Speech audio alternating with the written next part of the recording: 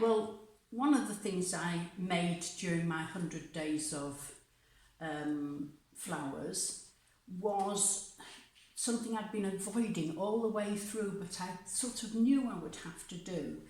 And I suppose I almost challenged my sister to challenge me to this one, because I knew otherwise I would keep avoiding it. And it's the honeysuckle, which is a very strange looking plant. I should have brought a photograph for you to see. But it's a very strange looking plant, and I realised that I was going to need a very soft material, so I've just started using this paper cord, which I dye myself, this is available on my website, www.angiescarr.co.uk, or .com if you're in America, or .eu if you're in Europe. This one's called paper cord. I can't remember, it probably has another name as well. Please forgive me, I can't remember, because we've only just put this up. So I needed to make little sets of twigs. Now I'd started playing with wire and soldering, and I didn't like it very much. So I've started playing with this stuff, and it's soft and lovely, and I like it very much. And I found this ink that my friend Rosie bought me. I don't think she bought me this colour, but she bought me some inks by this Harbin chap, and lovely colours, and I found this olive colour, which is perfect for dyeing this cord. So anyway, I'll just show you quickly how I do this. I want to go around about 7 or 8 times. 1, 2, 3, 4, 5, 6, 7. Let's put 8 on it. And then chop it off around my finger. And then I need a stem. So this is going to form the top of 2 of those of the heads of the flowers. So then I knot this. Probably 7 will be enough. I think 8 is probably overdoing it a bit. Knot it. Make sure that you knot it as a reef knot. So I was taught over, I can't even remember how to say it now. Right over left and under, left over right and under. But anyway, if you know anything about knots, you'll know how to do a reef knot. And, oops. Just tighten that up. That's wrong. So knot half of that, knot it round one side of that. I'm just messing about now. That was silly. I didn't do that very well. Pulled the wrong one. Oh, that was what I did. I pulled the wrong one. Right. So then I'll chop that off. I'll leave it fairly long because I want to do this. This is some work I'm doing for Rimke. Who is another patron. Hello Rimke. And then I need to cut this in half. Oh, so before I cut it in half, I'll put one on the other side so that I've got 2 out of 1. So Rimke's asked for her stems fairly long so that she can arrange them in a nice trailing arrangement. So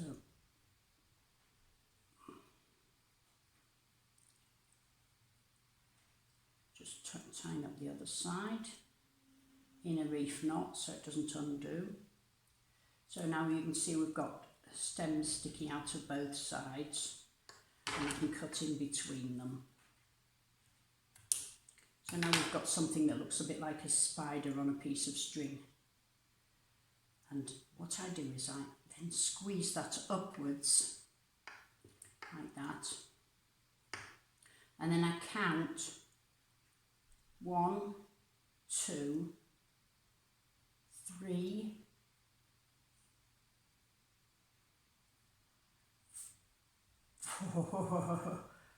4, 5. I'm trying to count them from all the way around. 6 of those downwards. and squeeze those downwards. So some of them are going up, but 6 approximately. I've got more than 6 down there, haven't I? Put some back.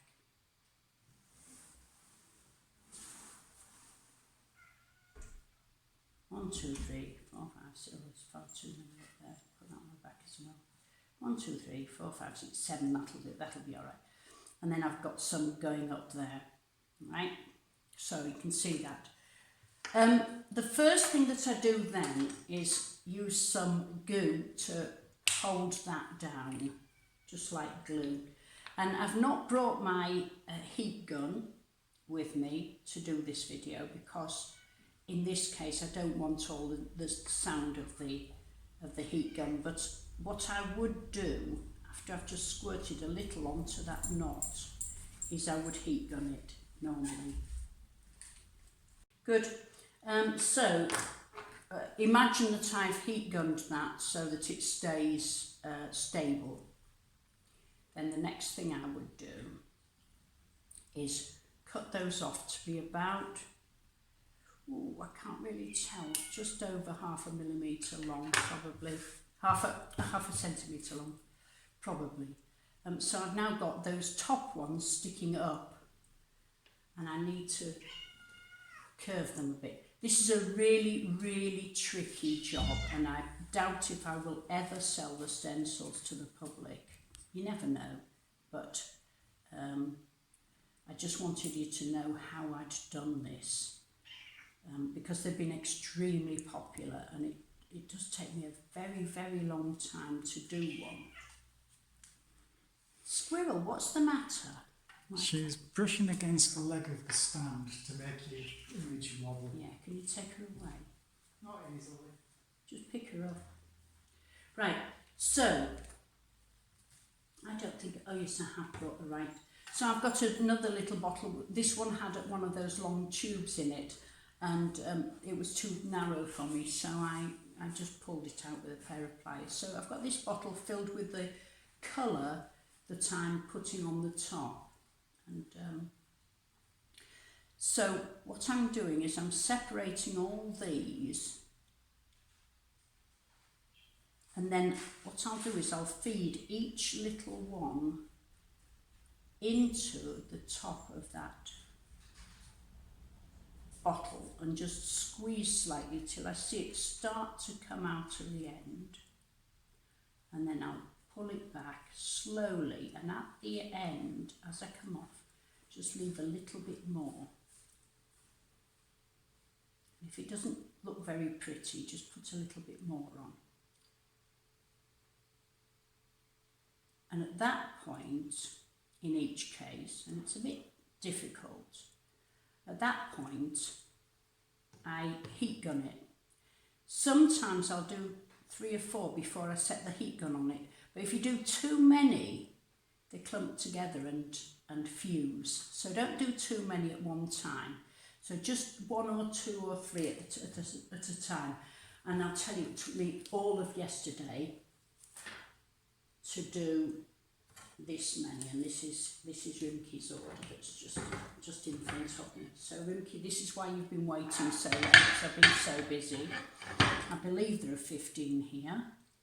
Rimke wants 15 of these, and it's taken me all that time to do that many. Now the next bit is stenciled again, and this is the stencil for this, and I might or might not release it to you guys, depends how much pressure I get.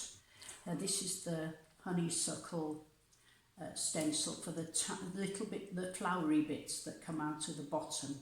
Now, I haven't really got a lot of time to show you this, but I'll just very quickly show you how I print these bits with the little pinkness on the outside. And this is something that's quite advanced stenciling, really. But what I do is I get a little bit of the pink on my spatula and put it on a clean stencil.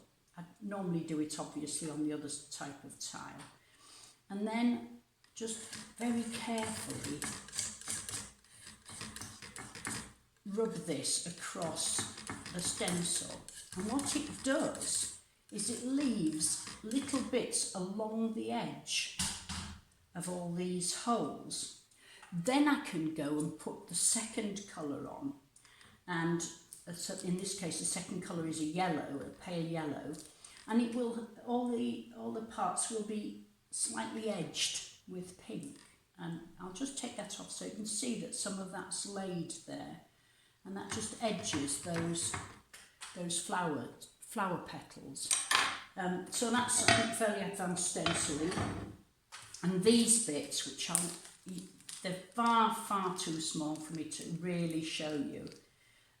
There's something that looks a little bit like a little hand, and then a pointy one. And what I have to do, and I don't think I've got, oh yes, I have got my tweezers with me, is I have to take one of those in my tweezers. I've got a better set of tweezers upstairs, and heat gun them until they curve very slightly, so that goes upwards. It's a bit like a pair of lips, or something like that one goes up and one goes down. So the little pointy ones at the bottom, and the little one that looks like a little hand, that goes at the top.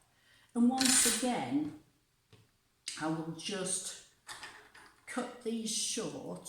I'll just do one so I can just show you, although obviously I do most of them. And this one time it cuts very short, because you don't want more than a tiny bit of that. And then I'll apply a light yellow, probably a lighter one than this one is actually, and apply that light yellow to the end. Once again, feeding the end of the paper cord into the bottle so that it coats it very evenly and sort of cleans it off as it comes out. Where have I put the little bits that I was playing with? I'll put them down now. Probably thought I wasn't going to use them again. So I'll just get a couple more out. So you will have to use, if you're doing this, you have to use tweezers. One of them, the curving up one, goes on the top, and the curving down one goes on the bottom.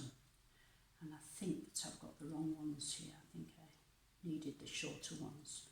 But anyway, I can't do it for video because I just don't have the right tweezers, and I'm not sitting in the right position, I haven't got the right light, I'm not close enough, etc. So, but that's what I do all the way around the bottom. And then I have a set of leaves that go around the bottom, which go on the stem, which are already stenciled as well in two parts, and they will stick right along the stem. I usually put just one on, but I might put two on for rimkeys, so there's plenty of leaves on there. So these ones hopefully will be done by tomorrow.